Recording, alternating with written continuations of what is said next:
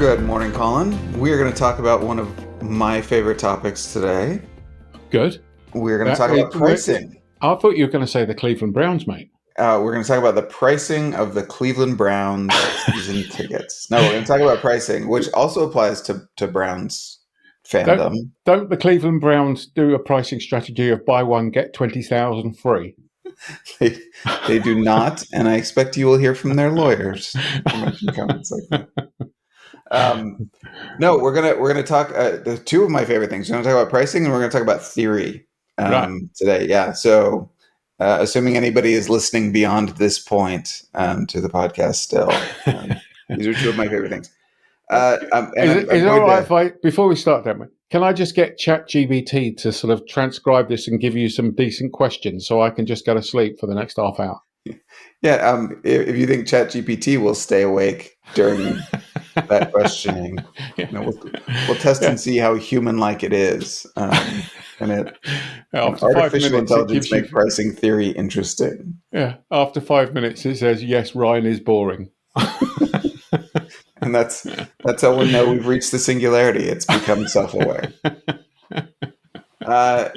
So let me start with something even more interesting than pricing theory, which is a story about me buying milk.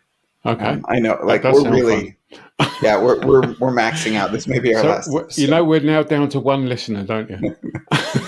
Luckily, that person works for the dairy industry and pricing, and is very interested in what I'm asking. So, in this story, I was shopping at Costco with my wife. So Costco is a big kind of warehouse store, a membership store. So very reputation for very low prices. And I was shopping with my wife, and I went to go buy milk. We have a whole collection of children at home, and so we go through milk quite rapidly. So I went to go and buy some milk, and I reached for the dairy case. And my wife stopped me and she said, no, don't buy milk here. We can get it cheaper at the grocery store that we go to. And I said, that's crazy. This is Costco, right? Costco has the lowest prices on everything. So the milk must be cheaper. And she said, no, I actually know how much it costs at the other store. And, it's more expensive here. It's cheaper over there. All right. So what does this riveting anecdote tell us about the way that people evaluate prices, which is what we're going to talk about today.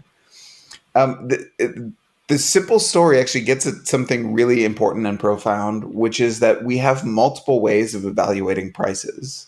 Right. And those multiple ways of evaluating prices differ in terms of how easy they are for us to do and how what I'll call diagnostic, how accurate they are in evaluating prices. Right. So I was using a method kind of based off of the reputation of the store and using that to evaluate the prices. My wife is using a different method, which is based off of her experience. And she actually knew what the specific price number was. So she was using facts and you were just using your perception. I was also using facts, right? Costco has, on average, lower prices. Nice try, Colin. I know you were trying to besmirch me there, but no. Lawyer Ryan is on top of it. But no, her information was more accurate than mine. Right. It was more specific. Right? Okay. And obviously within that, and I hope I'm not spoiling any of your thunder, but there's a guy that that was thunder. Just so we're clear, I've been bringing the thunder so far. Hold on. I can see that one listener that we had maybe sort of wavering at this point. So no, but there's a guy that I sometimes watch. We got Costco cards, and he basically every month sort of says, here's the 10 things to buy at Costco. Yeah. Mm-hmm. And he was then talking about some of the prices in Costco. And I believe he said that when you buy this, when they go down the aisles and they do the testers and all that type of stuff, he said that doesn't necessarily mean it's cheap. In fact, it's normally more expensive. Yeah. And therefore, it's not just across the board, or some of it may be across the board, but there are elements of it where they are changing the prices. And I think one of the things, in fact, I have to put a link into the show notes for anyone that's interested into this. But he was also saying if it ends in, I can't remember which way it is around now, but if it ends in 95 cents, it means they're trying to get rid of it. Or if it ends in 99 cents, it's just a special offer. Now, it could be the other way round. You'd have to check up on that. Yeah, But I've heard that too. I can't verify that. I've only heard could that you on get your wife Instagram. in just so she can tell us what the reality is?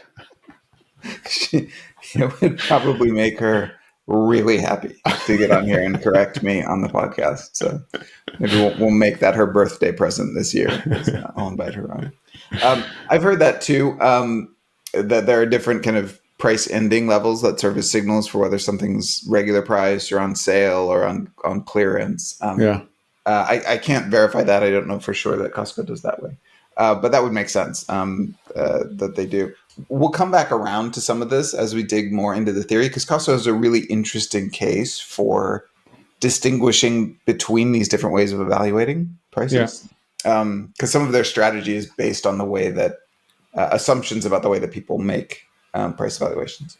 All right, so let's talk about 3 different theories of price evaluations. And just to kind of demarcate where we're going to be during this half hour, we're looking at it from a consumer, from a customer's standpoint, right? So this is customer psychology. We'll talk at the end about what a brand, a retailer, a seller might do knowing this. But this is not a theory of like pricing from a firm perspective. This is a theories from consumer psychology. All right. Yep. So there are 3 main kind of groups of theories that I want to talk about. One is, I'll just lay them out first. So the first is internal reference prices. The second is external reference prices. And the third is price image. All right. So let's talk about internal reference prices. So internal refers to something that's happening inside of your head. So your internal reference price is some expectation that you're bringing to a price evaluation based off of your own experience. So previous shopping that you've done yourself, any prices that you've seen in advertisements, any price discussions that you've had, prices from related categories that you've shopped in before. Anything memory related is an internal reference price. So that's your expectation. Does that make sense? Clear? It does. So was your wife using that then? Yes. Yeah. Right. So when my wife remembered the price at another store, that was an internal reference price that she was bringing to that evaluation.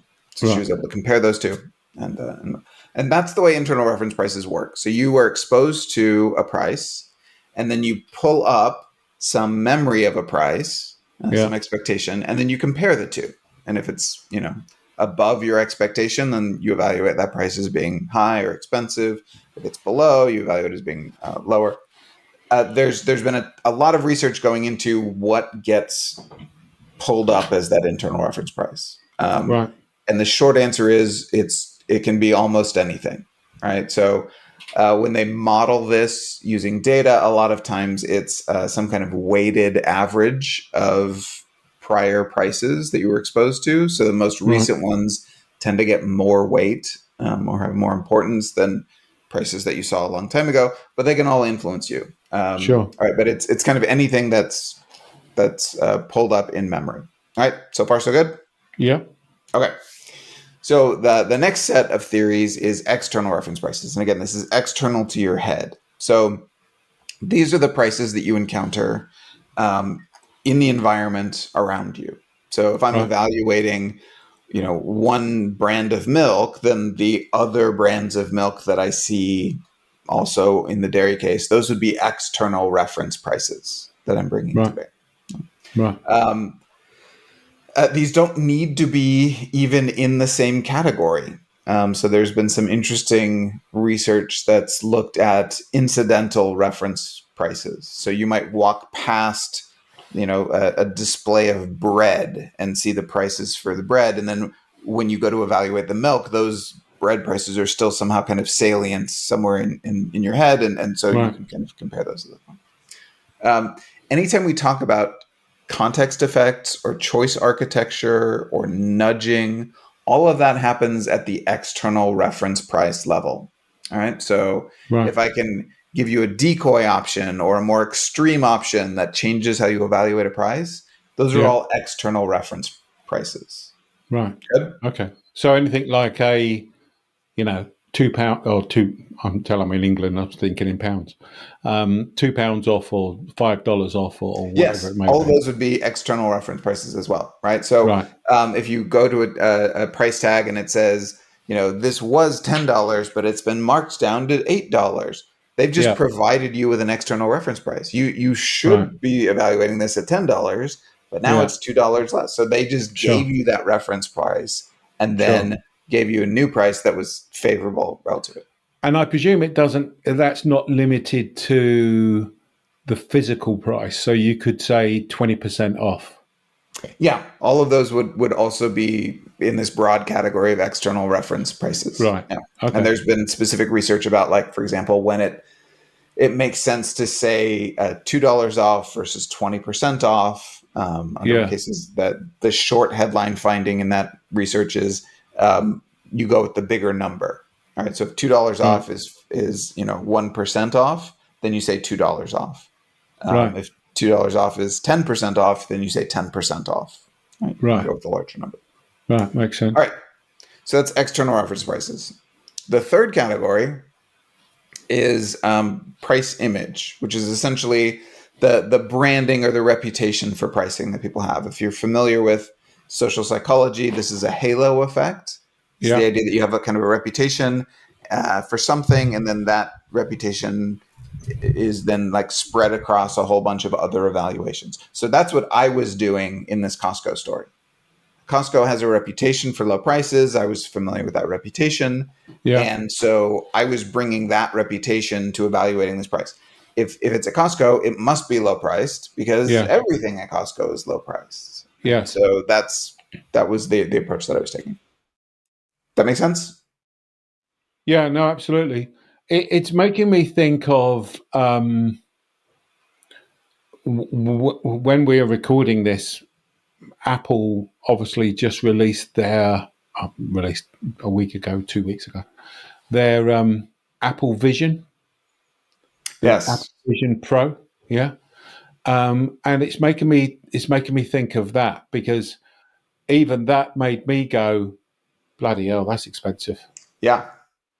So that would have come into, I presume that would come into the price image, but even Let's dig into that. So when you said, to the best that you can, when you yeah. looked at that and said, wow, that's really expensive, what do you think you were making that judgment based on? Like, can you reconstruct that again as best you can? Well, if it's going to be Apple, it's not going to be cheap.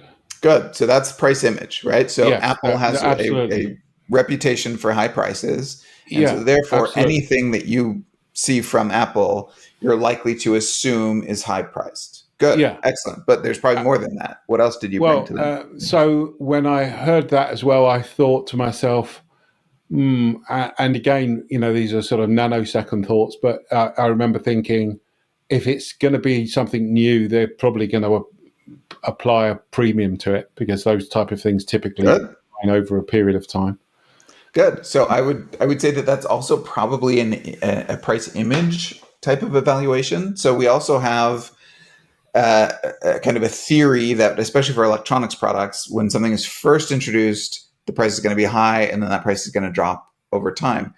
That's kind of an impression that we have about the way that electronics marketing works, Yeah. that we're imposing on that. So anything that's new, we're going to tend to assume is also going to be high priced, especially for electronics products. Good. Anything else that you recall?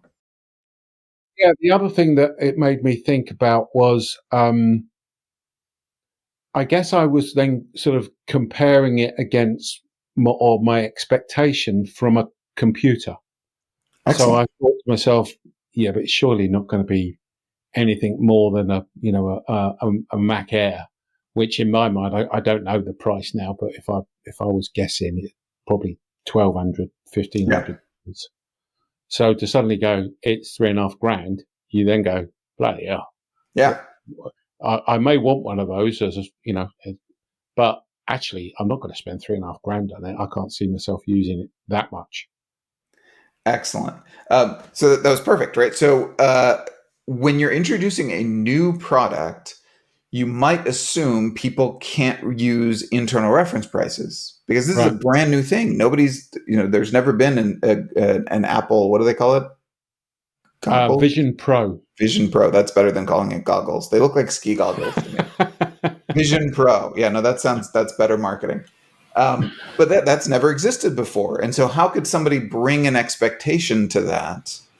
But we do, like consumers do. So what you did is you pulled a reference price from, kind of the broadly similar electronic space by this brand. And you said, Yeah. well, I mean, they can sell a whole computer for $1,500.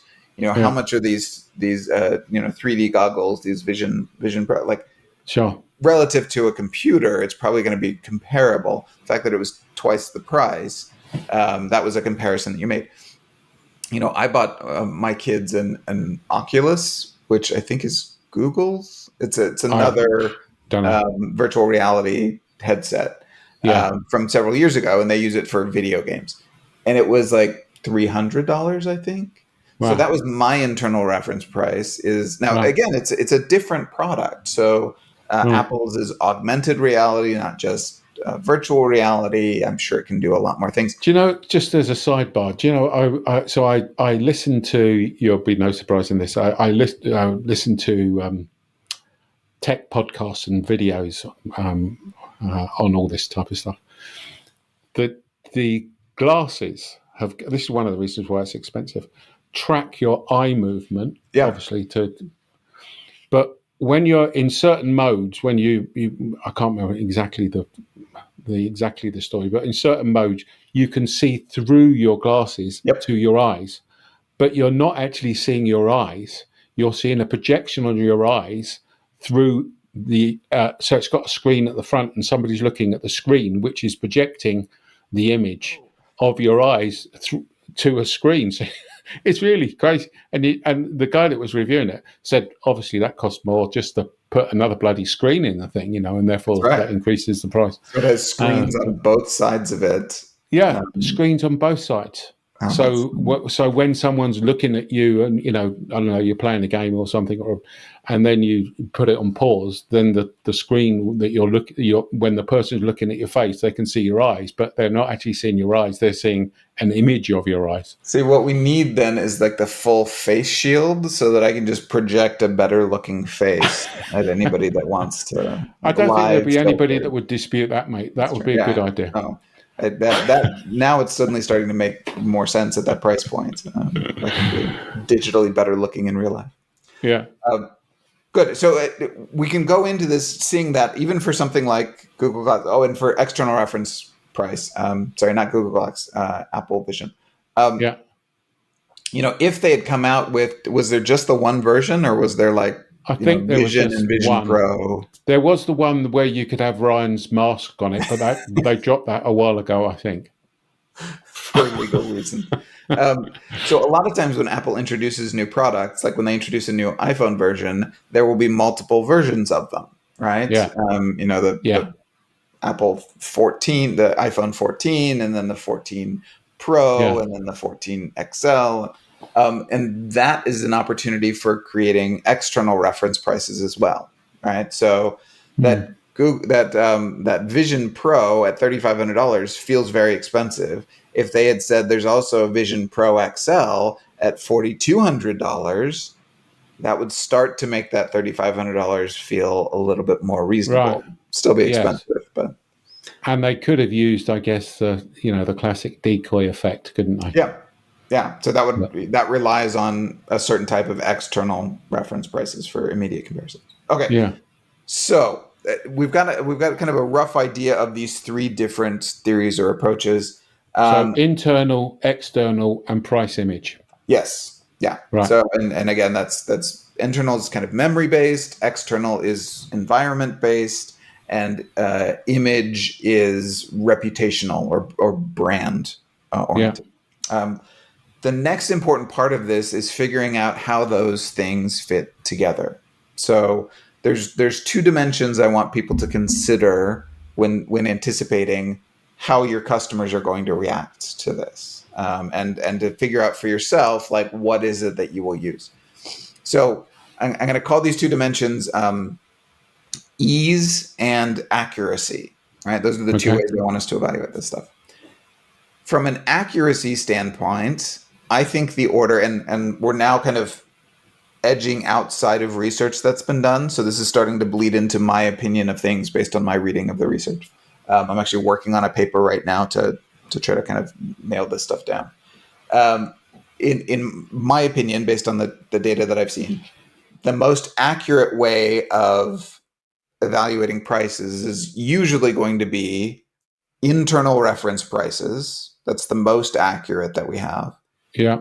Then external reference prices. Yeah. Then price image. So let's go back to my wife's story at Costco. Right? Yeah. So I was using price image, which I've just argued is the least accurate. Yeah. Yeah. Usually. Yeah, I'd agree with that. Usually. Yeah. There's going to be exceptions to this, but usually it'll be the least accurate. Because I'm now imposing an evaluation on all the prices in a store Yeah. based on the reputation for the store. And as you mentioned earlier, these prices are going to vary, right? So some stuff at Costco is really cheap. Some stuff at Costco might actually be more expensive than other places. Yeah. There was a And recent obviously, paper. those organisations come up with their pricing strategy based upon that. So if we have prices low on certain commodity items, or if I'm thinking food now, then by definition, the image that you start to portray is one of being cheaper. Whereas, Excellent. yeah. So the you've kind of edged into a separate question, which is really important, which is how do people form a price image in the first place, right? Yeah. And that's a separate strategic question. We've done at least one episode in the past on that. This is that was the topic of my PhD dissertation. I've done some research on this, and I'm happy to talk about it again. But yes, you've nailed one of the things that retailers do, which is they figure out which prices tend to be most useful in promoting that low price image. One of the things that Costco does is they sell you, you can buy a hot dog and a drink, like a little lunch package for like $1.50. Yeah. That's crazy low, right? That's a really, really cheap lunch anywhere under any circumstances. It's also a really effective way of communicating this store is very cheap, right? Yeah. So we may assume that the milk is also cheap because the hot dogs are so cheap, right?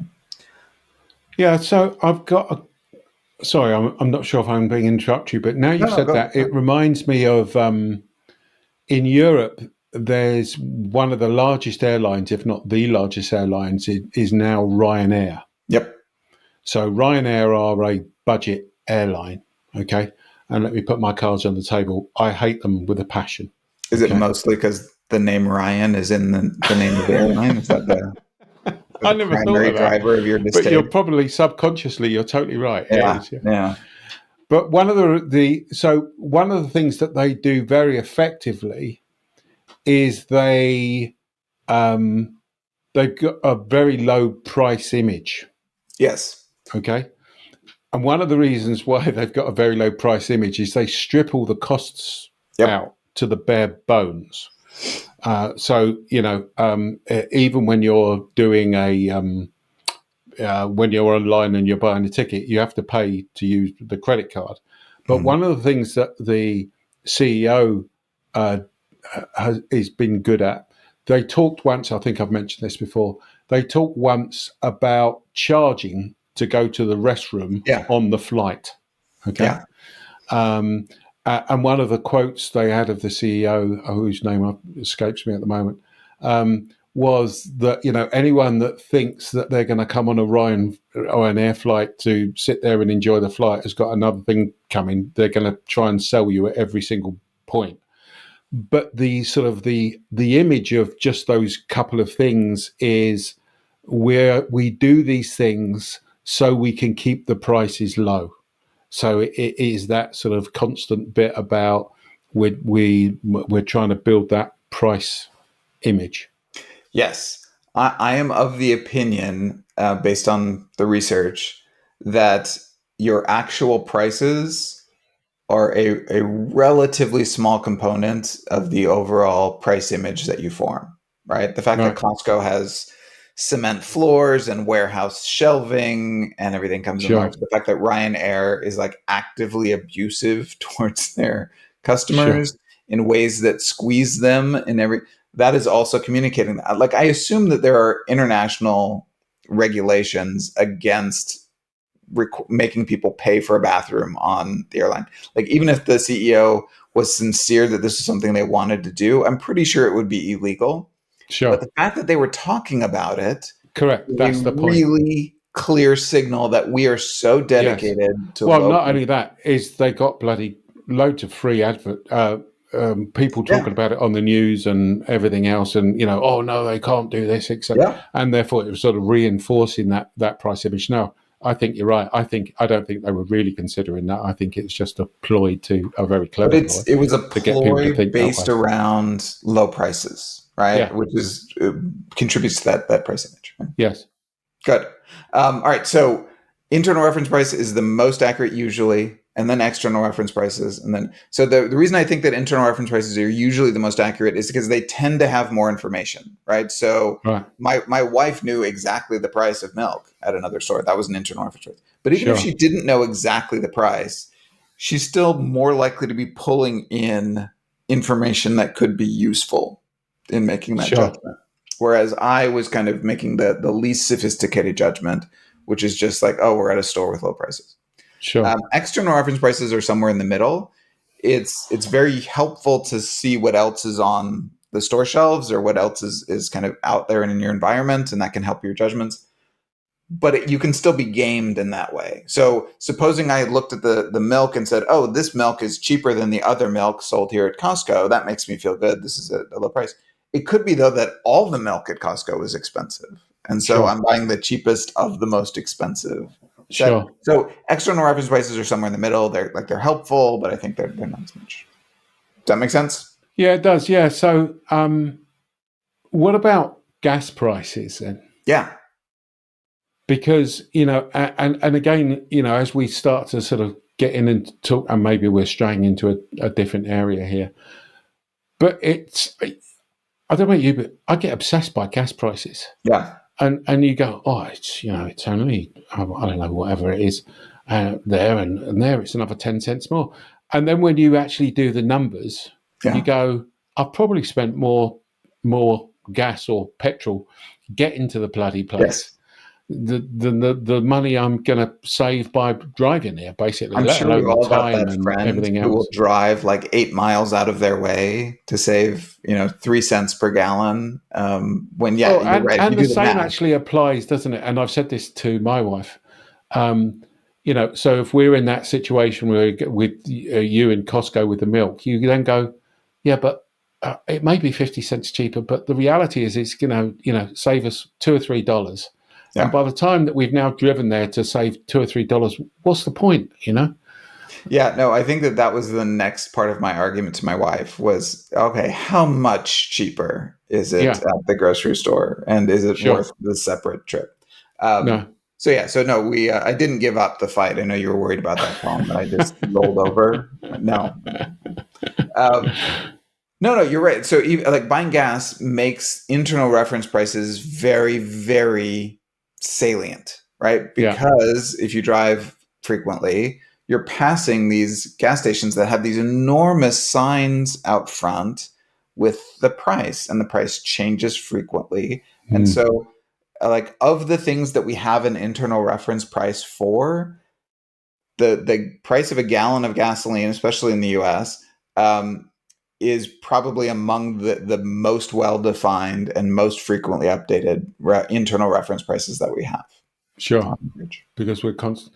And I wonder if there's something as well that you're just bored as you're driving, and therefore I'm sure that contributes to it. Yeah, but just go, oh, it's cheaper there. Oh, well, we wouldn't go there, and yeah. So let's do our usual. Hold on, I've got one more bit of theory, and then we can get to Oh, okay. Sorry, mate. So the reason that this makes this complex, so we've got the accuracy, right? So certain of these are more accurate than others. The other dimension, though, is the ease.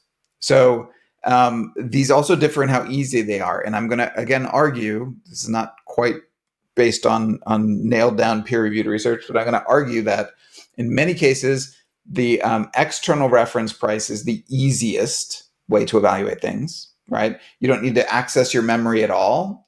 It's Right. all right there in front of you. A lot of I times, see. Yeah. processing that kind of visual You information is don't have to think automatic. about it. In other words, you can see Don't the need to think about number it at right all. in front of you. It's so like you can't not know that one number is larger than another number. Like they're just kind of Sure. so that information is just given to you unbidden, and so I think it's very influential. Price Makes image, I sense. think, is the next easiest because now we're just accessing one bit of information from memory. And then Yeah. internal reference prices, I think, is usually the most difficult because we actually need to go back and sometimes reconstruct a reference price based on a lot of information. Yeah, and that I guess is then based upon, if I was to add to your paper, that's got to be based upon um, like the frequency or the. So if we go back to that gas prices, and you've seen it 27 times as you've been driving for the last half hour, then trying to price the Apple Vision Yep. Pro Yep. is difficult because I've never heard one of those and I don't know what to expect, and I hadn't bought anything like that before. So I guess there must be something to do with the frequency, and it makes you actually Excellent. wonder something like, so your wife could do that with milk, but could she do it with yogurts or something you only buy once Exactly. a month or once every Perfect. 6 months?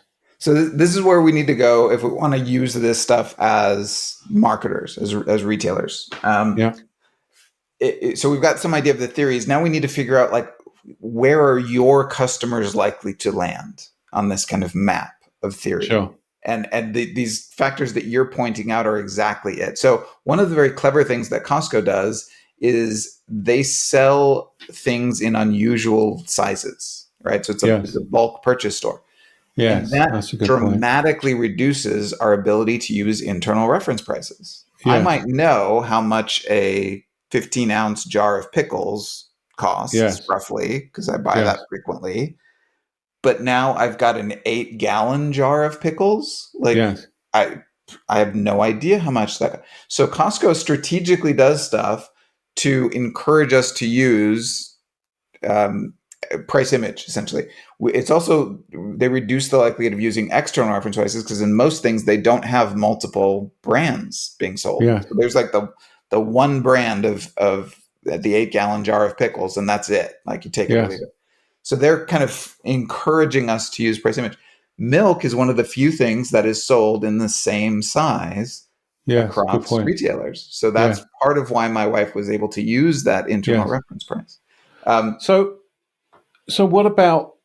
So, whenever I see somebody that says, price on application, or yeah, effectively, then they're not going to tell you the price. You go, yeah, they're not telling me the bloody price because it's expensive, isn't it? And they want to manage my expectations, etc. Is that again? I guess must be. So if I was to, sorry, I'm answering my question now. oh, go But ahead. if I was like in the home improvement industry and I was looking for new replacement windows, then I know I'm not going to be able to phone up and go, look, give me an estimate over the phone. Right, Yeah, because my price perception of that industry is that they won't allow that to happen because they want to right. send a salesman out and everything. And actually, it's interesting. You've now got me on a roll. Actually, as soon as if Lorraine's looking into something, if they've said we'll send somebody, we had new blinds in Hmm. the house in Sarasota, and they said, "Oh, we'll send somebody out to talk you it through." And I thought, yeah, it's going to be expensive, isn't it? Because Yeah, they wouldn't go to the good, cost of sending somebody out to the house for good. a free estimate if it was going to cost 20 cents. So, which of our three theories did you use to draw that conclusion? Well, I would probably use price imaging That's right, for because they didn't actually give you a price. So no, you can't have used internal or external reference prices because there was no price to evaluate. You no, made that judgment without a price, which is in some sense crazy, right? Like sure, that's so weird. And yet we do that all the time, sure, and we're not sure, wrong all that sure. often. So But overall, your point rightly so, is, well, how are your customers, Yes. whoever they may be, Yep. in those three areas? How are they making a decision? And I guess, is that the method that you want them to use to make that Yes. decision?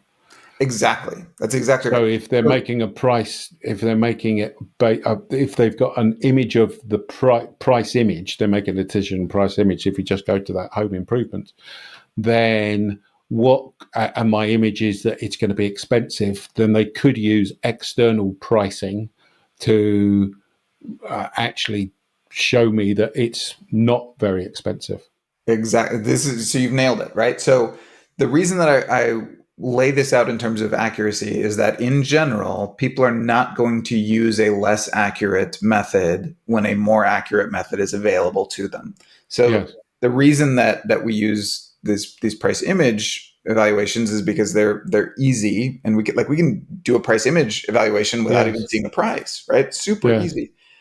But if you show me external reference prices, like if your salesperson comes out and says, like, here's the price that we quote for you, just so you know, this is how much it would be at another place, and this is how much it would be at another place. I'm now providing you with external reference prices.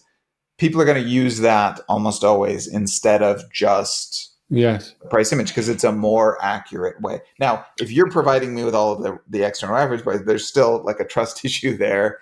I sure, may not believe what you're saying, but in general, that's going to be true. Like the more accurate, right? That's part of why I folded to my wife. If she actually knew what the prices were at another store, I couldn't continue to argue. But Costco is low price. Like she had better sure, information, and so yes, we used the more accurate method. yes, makes So sense. anticipate Good, where your customers are going to be. Do do they have experience in this? Like, do they have a good internal reference price?